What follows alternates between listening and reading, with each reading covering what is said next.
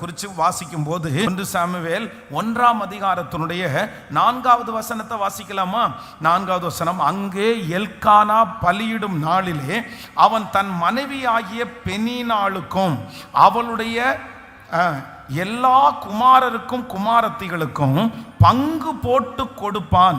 அன்னாளை சிநேகித்தபடியினால் அவளுக்கு இரட்டிப்பான பங்கு கொடுப்பான்.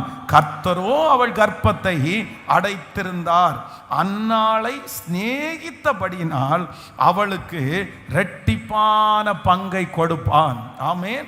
அப்போ இரட்டிப்பான பங்கு முதலாவதாக யாருக்கு கிடைக்குது அப்படின்னா, பொறுப்பை எடுக்கிறவர்களுக்கு இரட்டிப்பான பங்கு கிடைக்குது.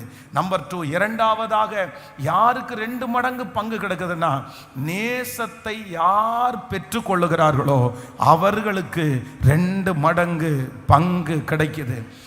உங்க குடும்பத்திலேயே ஆண்டவர் உங்களை நேசிக்கணும். நீங்கள் சுற்றி இருக்கிற இடத்துல ஆண்டவர் உங்களை நேசிக்கணும். கர்த்தருடைய நேசம் உங்கள் பேரில் திரும்பிருச்சுன்னா, ஆண்டவருடைய அன்பு உங்கள் பேரில் திரும்பிருச்சுன்னா எல்லாருக்கும் 1 பங்கு கிடைக்கும்.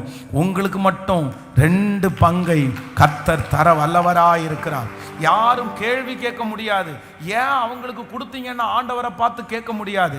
காரணம் என்னன்னா, ஆண்டவருடைய பிரியம் என்மேல் இருக்கிறது. கர்த்தர் சொல்லுகிறார், நான் உன்மேல் பிரியமாயிருக்கிறேன். இந்த காரியத்திற்காக நான் ஜெபிக்கிறேன். என்னன்னா, உம்முடைய நேசம் என்மேல் திரும்பட்டும், உங்க அன்பு என் மேல திரும்பட்டும். ஆண்டவரே, எனக்கு தெரியும் நீங்க நேசிக்க ஆரம்பிச்சீங்கன்னா என் குடும்பத்தில் இருக்கிற, என் வம்சத்தில் இருக்கிற எல்லாரை விட எனக்கு 2 மடங்கு. இன்னைக்கு நிறைய பேரை கர்த்தர் நேசிக்கிறதுனால தான் கர்த்தர் உங்களுக்கு பல மடங்கு அதிகமாய் தந்திருக்கிறார். ஆண்டவருடைய நேசத்திற்குரியவர்களாய் மாற எனக்கு கிருபை தருகிறவர் கர்த்தர். ஆண்டவர் என்னை நேசிக்கிறவர். உம்முடைய அன்பு என்மேல் திரும்பட்டும் கர்த்தாவே, உம்முடைய அன்பு என்மேல் திரும்பட்டும். யார் மேல் இரக்கமா இருக்க சித்தமா இருக்கிறேனோ அவன் மேல் இரக்கமா இருப்பேன் என்று கர்த்தர் நமக்கு கிருபையாய் வாக்கு கொடுக்கிறார். சொல்லுங்க, கைகளை உயர்த்தி, இயேசுவே என்னை நேசிக்கிறவர், என்னை நேசிக்கிறவர், என் மேல் அன்பு கூறுகிறவர், என்னை எல்லாரும் வெறுத்தாலும் என்னை நேசிக்கிறதுனால் எனக்கு 2 மடங்கு கிருபையை எனக்கு தருகிற தேவன். ஹல்லேலூயா, ஹல்லேலூயா. உங்க அன்பு மாறவே மாறாது. ஆமென், ஹல்லேலூயா. மண்ணான மனிதன் நான், என்னால் ஏதும் ஆகுமா? மண்ணான மனிதன் நான், என்னால் ஏதும் ஆகுமா? உம் பிள்ளையாய் நான் வாழ முடியுமா? உம் பிள்ளையாய் நான் வாழ முடியுமா? பாவியின் மீது ஏன் இந்த அன்பு ஒன்றும் புரியலையே. சித்தம்மன் மீது வைத்திட்ட பின்பும் வாழ தெரியலையே.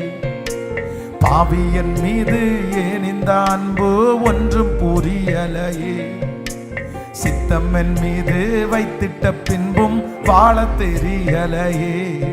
இன்னும் வாழ தெரியலையே. தேவனே ஜீவனே, தேவனே என் ஜீவனே, இயேசுவே வழி சத்தியமே. தேவனே என் ஜீவனே, இயேசுவே வழி சத்தியமே. பாவியன் மீது ஏன் இந்த அன்பு ஒன்றும் புரியலையே. சித்தம்மன் மீது வைத்திட்ட பின்பும் வாழ தெரியலையே. இன்னும் வாழ தெரிய. சொல்லுங்க எல்லாரும், மண்ணான மனிதனா என்னால் ஏதும் ஆகுமா?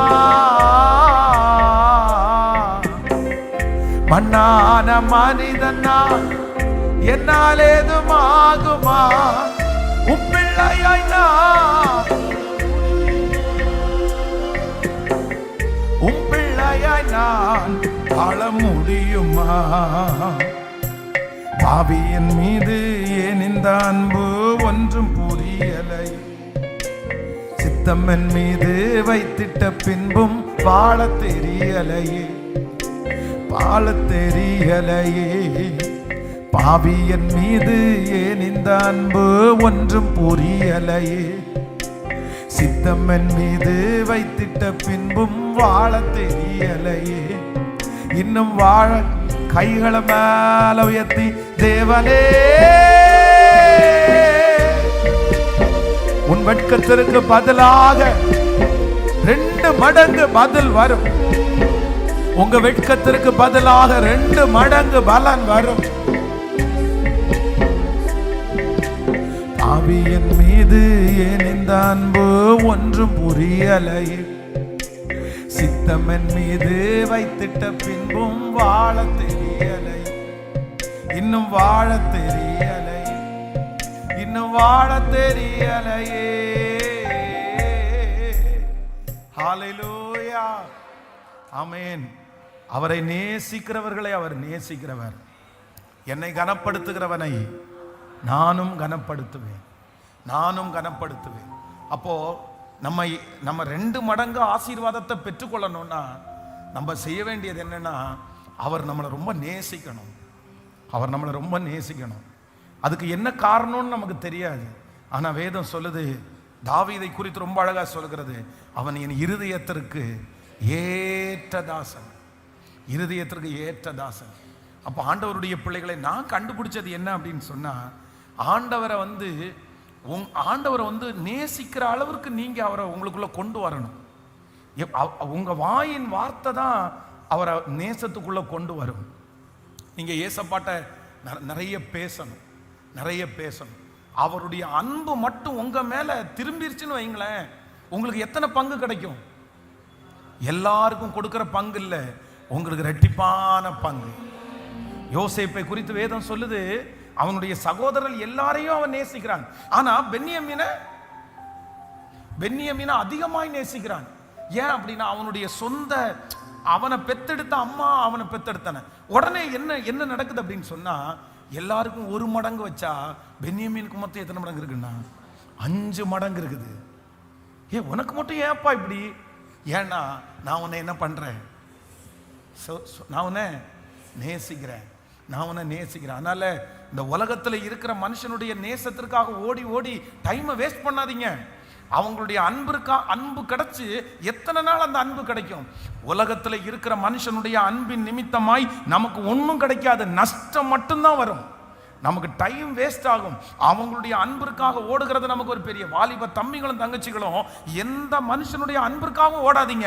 நான் நம்புறேன், ஏசப்பாவுடைய அன்பு மட்டும் உங்களுக்கு கிடைச்சுன்னா போதும், உங்களுக்கு 2 மடங்கு பலனை கொடுக்கிறதுக்கு கர்த்தர் வல்லவரா இருக்கிறார்.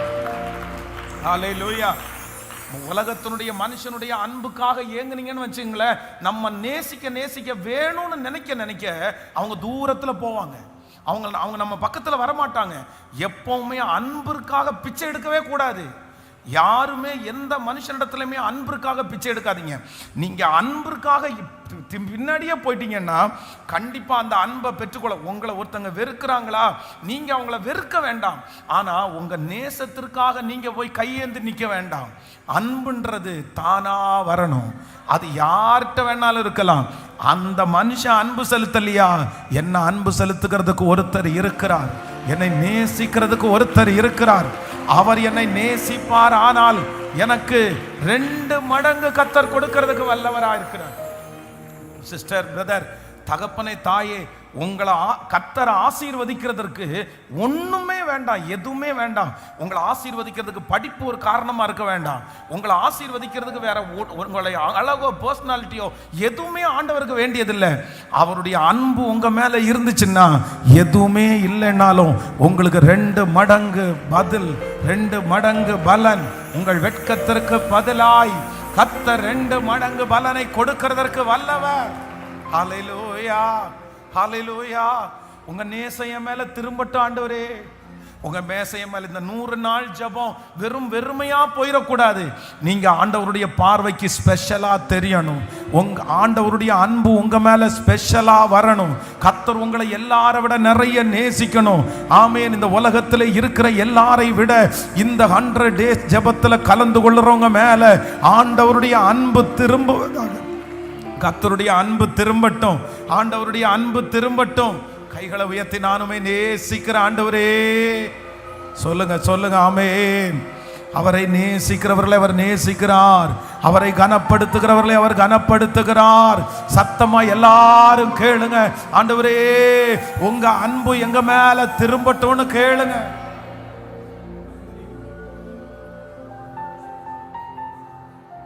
நன்றி ஆண்டவரே, நன்றி ஆண்டவரே, நன்றி ஆண்டவரே.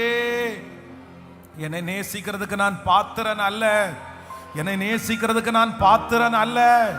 கேளுங்க வாலிப தம்பிங்க தங்கச்சிங்க எல்லாம் கேளுங்க, ஏசப்பாவுடைய அன்பு உங்க மேல திரும்பட்டும், அவருடைய நேசம் உங்க மேல திரும்பட்டும். அவர் காரணத்தோட நேசிக்கிறவர் அல்ல, அவர் காரணமே இல்லாம அவர் நேசிக்கிறவர். ஆண்டவரே இயேசப்பா, இயேசப்பா உங்க அன்பிற்கு நான் பாத்திரமா நான் நடக்கட்டும். நீங்க என்ன நேசிச்சா போதும், உங்க அன்பு என் மேல கடந்து வரட்டும். அந்த கல்வாரி அன்பு என் மேல கடந்து வருவதாக. சொல்ல சொல்ல இயேசுவே அந்த நேசம் என் மேல் கடந்து வருவதாக. ஹalleluya. அநாதி ஸ்நேகத்தால் என்னை நேசித்தீரையா, காருண்யத்தினால் என்னை இழுத்து கொண்டீரே. அநாதி ஸ்நேகத்தால் என்னை நேசித்தீரையா, காருண்யத்தினால் என்னை இழுத்து கொண்டீரே. உங்க அன்பு பெரியது, உங்க இரக்கம் பெரியது, உங்க கிருபை பெரியது, உங்க தயவு பெரியது. உங்க அன்பு பெரியது, உங்க இரக்கம் பெரியது, உங்க கிருபை பெரியது, உங்க தயவு. எல்லாரும் அநாதி ஸ்நேகத்தால் என்னை நேசித்தீரையா, காருண்யத்தினால் என்னை இழுத்து கொண்டீரே. அநாதி ஸ்நேகத்தால் என்னை நேசித்தீரையா, காருண்யத்தினால் என்னை. கைகளை மேல தட்டி உங்க அன்பு பெரியது இயேசுவே, இயேசுப்பா உங்க அன்பு பெரியது இயேசுவே, உங்க தயவு பெரியது. ஹalleluya ஆமென். அந்தரங்கத்தில் கொடுக்கிற வெகுமதி ராஜாவினுடைய கோபத்தை தனியா பண்ணுகிறது. அந்தரங்கத்தில் கொடுக்கிற கிஃப்ட் ராஜாவினுடைய கோபத்தை தனியா பண்றது. நீங்க ஒரு ஒரு ஒரு இந்த 21 நாளைக்குள்ள ஒரு வரைமுறைக்குள்ள வாங்க. எதுக்குள்ள வாங்கன்னா, உங்க அன்பை உங்க நேசத்தை எப்படியாவது நான் என்ன பண்ணணும்னா நான் வாங்கணும். உங்க நேசத்தை. ஈசாய்க்கு அத்தனை பிள்ளைகள் இருந்தாலும் தாவீதை இயேசு ஆண்டவர் நேசிச்சார். ஏன் அப்படின்னு சொன்னா, அந்த வனாந்தரத்தில் இருக்கிற கொஞ்சம் ஆடுகளை மேய்க்கும் போது அவர் யாருக்கு ரொம்ப பிரியமா வாழ்ந்தாருன்னா ஏசப்பா ஆராதிச்சுட்டே இருந்தாரு. இப்போ ஆண்டவருடைய அன்பு மட்டும்தான் இருக்குது. யார்கிட்ட இருக்குன்னா தாவீதுக்கு இருக்கு. வேற யுத்தம் தெரியாது, அங்க போய் நிக்கிற கத்தியை பிடிக்க தெரியாது, பட்டயத்தை பிடிக்க தெரியாது. ஆனா இந்த ஒரு அன்பு கோலியாத்தை ஜெயிக்க வச்சு தன் சகோதரரை பார்க்கலும் அவனுக்கு 2 மடங்கான அபிஷேகத்தை. கர்த்தர் உங்களை நேசிக்க ஆரம்பிச்சார்னா பணம் தன்னை போல கடந்து வரும். ஆண்டவர் உங்களை நேசிக்க ஆரம்பிச்சார்னா ஞானம் தன்னை போல கடந்து வரும். கர்த்தருடைய அன்புக்கு நீங்க பாத்திரமா மாறிட்டீங்கன்னா நான் நம்புற எல்லா வாசல்களும் உங்களுக்கு திறக்காத அனைத்து வாசல்களும் உங்களுக்காய் கிருபையாய் திறக்கும், கிருபையாய் திறக்கும், கிருபையாய் திறக்கும். கர்த்தர் நேசிக்கிறாரான்னா உலகத்தில் இருக்கிற எல்லாரையுமே ஆண்டவர் நேசிக்கிறார், எல்லாரையுமே ஆண்டவர் நேசிக்கிறார். ஆனா சிலரை மட்டும் ஆண்டவர் எப்படி நேசிக்கிறார்னா ஸ்பெஷலா நேசிக்கிறார், ஸ்பெஷலா நேசிக்கிறார். யார யார? முதலாவது அவருடைய ராஜ்யத்தையும் அவருடைய நீதியையும் தேடுங்கள், அப்பொழுது இவைகளெல்லாம் உங்களுக்கு கூட கொடுக்கப்படும். இளைய குமாரன் தன்னுடைய தகப்பனிடத்தில் வரும்போது தகப்பனிடத்தில் என்ன சொல்றாருன்னா, உங்களுடைய சொத்து உங்களுடைய எதுவுமே எனக்கு வேண்டாம், ஆனா உங்க அன்பு மட்டும் எனக்கு போதும். நீங்க எவ்வளவு அன்புள்ளவர்னு எனக்கு தெரியும். எனக்கு வேலைக்காரனை நீங்க நிறைய பேர் நல்லா பார்த்துருக்கிறீங்க. அந்த அன்பு மட்டும் போதும்னு சொன்ன உடனே அந்த அன்பு அவனை வேலைக்காரனா கிடையாது, அந்த அன்பு அவனுக்காக கொளுத்த கன்றை அடிக்க வைக்கப்பட்டது. அதனால நான் நம்புறேன் நீங்க ரொம்ப நிறைய டைம் ஆண்டவரோட செலவு பண்ண ஆரம்பிங்க. நிறைய ஆராதனை பாடல்களை பாடிட்டே இருங்க. உங்களுக்கு உங்க மேல யாருடைய அன்பு வரும்னா ஏசப்பாவுடைய அன்பு வந்ததுக்கு அப்புறம் பாருங்க, உங்க தலை மேல 2 மடங்கு ஆசீர்வாதம் கண்டிப்பா இருக்கும். நீங்க ஸ்பெஷலா இருப்பீங்க. உன் வெட்கத்திற்கு பதிலாக 2 மடங்கு பலனை கர்த்தர் தருவார். ஆமென். இன்றைக்கு ஆண்டவர் என்ன பேசுறார் அப்படின்னு சொன்னா, உங்களுக்கு 2 மடங்கு பலன். நம்பர் 1 சொல்லுங்க.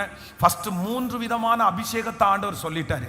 அதற்கு பிறகு இப்போ கர்த்தர் ஃபர்ஸ்ட் என்னன்னா, நம்பர் 1 யாருக்கு கர்த்தர் 2 மடங்கு ரெட்டிப்பான ஆசீர்வாதம்னா, பொறுப்பை எடுக்கிறவர்களுக்கு 2 மடங்கு ஆசீர்வாதம். உங்களை கர்த்தர் உங்களை என்ன எப்படி வைக்க போறாருன்னா, பொறுப்பு. கர்த்தர் எங்க போனாலும் உங்களை கர்த்தர் பொறுப்புகளை கர்த்தர் கையில கொடுக்க போறாரு. யோசேப்புனுடைய அபிஷேகம் உங்களுக்குள்ள செயல்பட ஆரம்பிக்கிறது. நீங்க அந்த இடத்துல பொறுப்புல தான் நீங்க இருப்பீங்க. உங்க கையிலிருந்து பிரிச்சு கொடுப்பீங்க, உங்க கையிலிருந்து கொடுப்பீங்க. ஆண்டவர் உங்க குடும்பத்திற்கே கர்த்தர் உங்களை கலங்கர விளக்கா, உங்க குடும்பத்திற்கே உங்களை பொறுப்பாளியாய். ஆமென். ஆசைப்படுங்க. 2 மடங்கு அபிஷேகம் உங்களுக்கு வருது. நம்பர் 2 இரண்டாவது, ஏசப்பாவுடைய நேசத்திற்கு பாத்திரமா இருக்கிறவங்களுக்கு 2 மடங்கு அபிஷேகம் கிடைக்குது. நம்பர் 3 மூன்றாவது வேதத்துல இந்த ரெட்டிப்பான ஆசீர்வாதத்தை பெற்ற ஒரு தேவ மனுஷன் யார் அப்படின்னா எலிசா.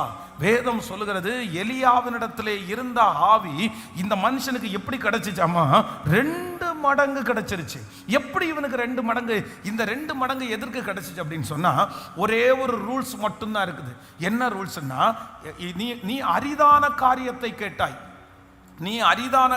கேட்டாய். ஆனா நீ பரவாயில்ல, அரிதான காரியத்தை கேட்டா பரவாயில்ல. என்ன அப்படின்னா, நான் எடுத்துக்கொள்ளப்படும் போது நீ என்னை கண்டால், நீ என்னை பார்த்தா அந்த அபிஷேகம் உனக்கு என்ன கிடைக்கும்னா ரெட்டிப்பாக கிடைக்கும். ஆனா இது அவரை எடுத்துக்கொள்ளப்படும் போது பார்க்கிறது அப்படின்றது ஒரு சாதாரணமானதல்ல. கர்த்தர் என்ன அங்க போக சொல்றாரு, கர்த்தர் என்ன இங்க போக சொல்றாரு. கடைசியில இவங்க எங்க வந்தாங்கன்னா யோர்தானுக்கு வந்தார்கள். நல்லா கவனிச்சுக்குங்க. நீங்க அந்த வசனத்தை வாசிங்களேன். 2 ராஜாக்களின் புஸ்தகம் 2ஆம் அதிகாரத்தினுடைய 9வது வசனத்தை வாசிக்கலாமா? 2 ராஜாக்கள் 2ஆம் அதிகாரத்தினுடைய 9வது வசனத்தை வாசிக்கலாம். அவர்கள் அக்கறைப்பட்ட பின்பு எலியா எலிசாவை நோக்கி, நான் உன்னை விட்டு எடுத்துக்கொள்ளப்படும் முன்னே நான் உனக்கு என்ன செய்து என்று கேள் என்றான். அதற்கு எலிசா, உம்மிடத்தில் உள்ள ஆவியின் வரம் எனக்கு ரெட்டிப்பாய் கிடைக்கும்படி வேண்டுகிறேன் என்றான். அடுத்து அதற்கு அவன், அரிதான காரியத்தை கேட்டாய். உன்னை விட்டு நான் எடுத்துக்கொள்ளப்படுகையில் நீ என்னை கண்டால் உனக்கு கிடைக்கும், இல்லாவிட்டால் கிடைக்காது என்றார். கவனிங்க ஆண்டவருடைய பிள்ளைகளே. இப்போ இவர் என்ன பண்றாருன்னா, அவர்கள் அக்கறைப்பட்ட பின் எலிசாவை நோக்கி, இப்போ ஒவ்வொரு ஏரியாவா யாரை கொண்டு போறாருன்னா எலிசாவை கொண்டு போறாரு ஆண்டவர். அப்போ கடைசியா வந்த இடம் எங்க அப்படின்னா யோர்தான். இப்போ இந்த யோர்தானிலிருந்து எலியா எடுத்துக்கொள்ளப்படுறாரு. இப்பதான் அவர் 2 மடங்கு அபிஷேகத்தை அவர் வாங்கணும். இந்த இடத்துல என்ன நடக்குது அப்படின்னு சொன்னா, இந்த யோர்தானுடைய அக்கறைக்கு போவதற்கு எலியாவுக்கு ஒரு அற்புதம் தேவைப்படுது. அவர் ஒரு அற்புதத்தை செஞ்சுதான் 2 பேரும் அந்த ஆற்றுக்கு அக்கறைப்படுறாங்க. எலிசாவும் அங்க போயிட்டாரு. இப்போ உண்மையா நிறைய பேர், கிட்டத்தட்ட ஒரு 100 பேர், அதுல ஒரு 50 பேர் இந்த ஆற்றுக்கு இந்த பக்கத்தில் நிற்கிறாங்க. யாருமே உள்ள வர்றதுக்கு முயற்சி எடுக்கல. ஏன்னா நிறைய பேருக்கு தைரியம் இல்லை, நிறைய பேருக்கு விசுவாசம் இல்லை. ஆனா இந்த எலிசா மட்டும் ஒரு முடிவெடுத்தாரு. எனக்கு 2 மடங்கு ஆசீர்வாதம் வேணும்னா நான் நிலையான ஒரு பின்பற்றுதல், நான் ஒரு தீர்மானம் எடுத்திருக்கிறேன், நான் ஒரு திட்டத்தை எடுத்திருக்கிறேன். என்ன வந்தாலும் நான் அதுல என்னவா இருப்பேன்னா, நான் உறுதியா நான் நிற்பேன். இந்த விசுவாசத்துல நான் உறுதியா நிற்பேன். அப்படின்னா இந்த யோர்தானுக்கு அடுத்து பார்த்தீங்கன்னா இஸ்ரவேல் வராது. யோர்தான் நதியோட இஸ்ரவேலுடைய எல்லை முடிஞ்சிருச்சு. யோர்தானுக்கு அக்கறைப்பட்டாங்கன்னா அந்நிய நாடு தான் போகணும். திரும்பி இவர் இந்த எலியா யோர்தானை கடக்கிறதுக்கே ஒரு அற்புதம் நடந்துச்சுன்னா, எலிசா யோர்தானை கடக்கிறதுக்கு என்ன வேணும்? அற்புதம் வேணும். ஒருவேளை பார்க்கலன்னா, ஒருவேளை ரெட்டிப்பான ஆசீர்வாதம் கிடைக்கலன்னா நான் திரும்பி எப்படி வருவேன்? இது எதையுமே அவர் நினைக்கல. அவருடைய கண்ணுக்கு முன்னாடி நின்னது ஒண்ணே ஒன்று, நான் எடுத்த தீர்மானத்தில், நான் எடுத்த விசுவாசத்தில் கடைசி வரைக்கும் என்னவா இருப்பேன்னா, நான் உறுதியா நான் நிற்பேன். அதுல நான் என்ன நடந்தாலும் பரவாயில்ல. இந்த உறுதி வேதம் சொல்லுகிறது. எலியா எடுத்துக்கொள்ளப்படும் போது அவருடைய சரீரத்திலிருந்து விழுந்த அந்த சால்வை எடுத்து அந்த யோர்தானை அடிக்கும் போது அந்த யோர்தான் 2ஆக பிரிந்து அவனை ஆச்சரியத்தோட பார்த்தார்கள். அதான் நான் அடிக்கடி சொல்லுவேன், எலியாவினுடைய கடைசி அற்புதம் எலிசாவினுடைய முதல் அற்புதமாய் மாறினது. ஹல்லேலூயா. உங்களுக்கு ஆண்டவர் 2 மடங்கு அதிசயத்தை செய்ய போறாரு. 2 மடங்கு கர்த்தர் உங்களுக்கு ஆசீர்வதிக்க போறாரு. என்ன நடந்தாலும் எடுத்த தீர்மானத்துல உறுதியா இருங்க. கர்த்தர் கொடுத்த வார்த்தையில உறுதியா இருங்க. அந்த விசுவாசத்துல நீங்க உறுதியா இருங்க. ஆமென். அவர் சொன்னதை செய்யும் அளவும் கைவிட மாட்டார். அந்த பரிசுத்தத்துல உறுதியாய் நான் நிற்போம். ஆமென். அந்த ஜெப வாழ்க்கையில உறுதியாய் நிற்போம். அவர் என்னை கொன்று போட்டாலும் அவர் மேல் நான் நம்பிக்கையாய் இருப்பேன். அந்த உறுதி இருக்குல்ல, அந்த உறுதி ஆண்டவர் என்ன பண்றாருன்னா கனப்படுத்துகிறார். ஹல்லேலூயா. இன்று ஆண்டவர் 79வது நாள் கொடுத்த வாக்கு தத்தம், உன் வெட்கத்திற்கு பதிலாக 2 பலன் வரும். உன் வெட்கத்திற்கு பதிலாக 2 பலன் வரும். ஆமென். ஃபர்ஸ்ட் ஒரு 3 காரியத்தை நம்ம தியானித்தோம். ஒரு 3 விதமான அபிஷேகம். ஃபர்ஸ்ட் அறிவிக்கிற அபிஷேகம், 2வது சூழ்நிலையை மாற்றுகிற அபிஷேகம், 3வது ஆசாரிய அபிஷேகம். இந்த 3 அபிஷேகம் நம்முடைய தலையின் மேல் கர்த்தர் வைப்பார். நம்பர் 3, அடுத்து ஒரு 3 நமக்கு ரெட்டிப்பான அபிஷேகத்தை கர்த்தர் எப்ப தருவார்னா, 1 பொறுப்புகளை எடுக்க ரெட்டிப்பான அபிஷேகத்தை கர்த்தர் தருவார். நம்பர் 2, 2வது நேசிக்கிறவர்களுக்கு 2 மடங்கு அதிசயத்தை கர்த்தர் தருவார். நம்பர் 3, 3வது உறுதியாய் நிற்பவர்களுக்கு 2 மடங்கு அபிஷேகத்தை கர்த்தர் இன்றைக்கு கிருபையாய் வாக்கு கொடுக்கிறார். நான் உனக்கு 2 மடங்கு இரட்டத்தனையாய் இந்த வார்த்தை அப்படியே நிறைவேறட்டும் ஆண்டவரே, நிறைவேறட்டும் ஆண்டவரே. அப்படியே எல்லாரும் எழும்பி நிற்கலாமா? உங்கள் வெட்கத்திற்கு பதிலாக 2 மடங்கு இரட்டத்தனையாய் பலன் வரும். உங்கள் வெட்கத்திற்கு பதிலாக. ஆமென். உங்க எல்லாரையும் ஜெபத்திற்குள்ள நடத்த விரும்புகிறேன். ஆன்லைன்ல இருக்கிற பிள்ளைகளும் இந்த ஜெபத்தில் நீங்கள் கலந்து கொள்ள உங்களை அன்போடு கேட்கிறேன். ஸ்தோத்திரம், ஸ்தோத்திரம், ஸ்தோத்திரம். ஆமென். என் தலையை நிமிர பண்ணுகிற கர்த்தர், என் தலையை நிமிர பண்ணுகிற கர்த்தர். ஹல்லேலூயா. ஆமென். என் தலையை நிமிர பண்ணுகிறவர். கைகளை உயர்த்தி எல்லாரும் சொல்லலாம், இந்த வார்த்தை நிறைவேற போகிறதற்காக ஸ்தோத்திரம், நிறைவேற போகிறதற்காக ஸ்தோத்திரம், ஸ்தோத்திரம், ஸ்தோத்திரம். ஆமென், ஆமென். இந்த வார்த்தையை கர்த்தர் அப்படியே நிறைவேற்ற போகிறதற்காக ஸ்தோத்திரம். இதுவரையிலும் நடத்தினவர் என்னை நடத்த போகிறார், நடத்த போகிறார். எனக்கு 2 மடங்கு அதிசயத்தை கர்த்தர் செய்ய போகிறார். இந்த வார்த்தையை நான் விசுவாசிக்கிறேன். சொல்லுங்க, நான் விசுவாசிக்கிறேன்ப்பா, விசுவாசிக்கிறேன்ப்பா. ஹல்லேலூயா.